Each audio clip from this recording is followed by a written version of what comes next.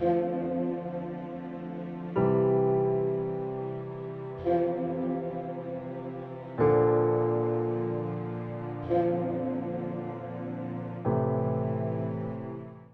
مقدس میں سے ہمارے لیے آج کی تلاوت رسولوں کے اعمال اس کا 10واں باب اس کی 34ویں آیت اور پھر 37ویں سے 43ویں آیت تک۔ تب پطرس نے منہ کھول کر کہا کہ اب میں تیقن سے جان گیا کہ خدا کسی کی طرفداری نہیں کرتا۔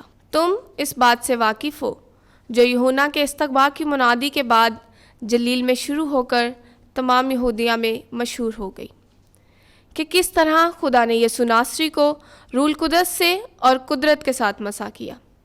وہ نیکی کرتا اور ان سب کو جو شیطان کے ہاتھ سے ظلم اٹھاتے تھے شفا دیتا پھرا، کیونکہ خدا اس کے ساتھ تھا۔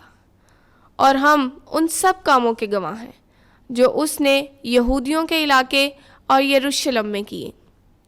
اسی کو انہوں نے کاٹھ پر لٹکا کر مار ڈالا، اسے خدا نے تیسرے دن زندہ کیا اور ظاہر کر دیا، ساری قوم پر نہیں مگر ان گواہوں پر جو پہلے سے خدا کے چنے ہوئے تھے، یعنی ہم پر جنہوں نے اس کے مردوں میں سے جی اٹھنے کے بعد اس کے ساتھ کھایا پیا۔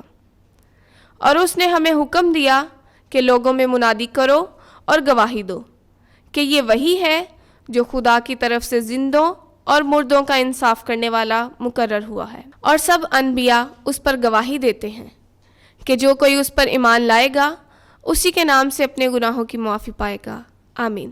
پاک کلام کے پڑھے اور سنے جانے پر خدا کی برکت ہو، خدا کا شکر ہو۔ آمین۔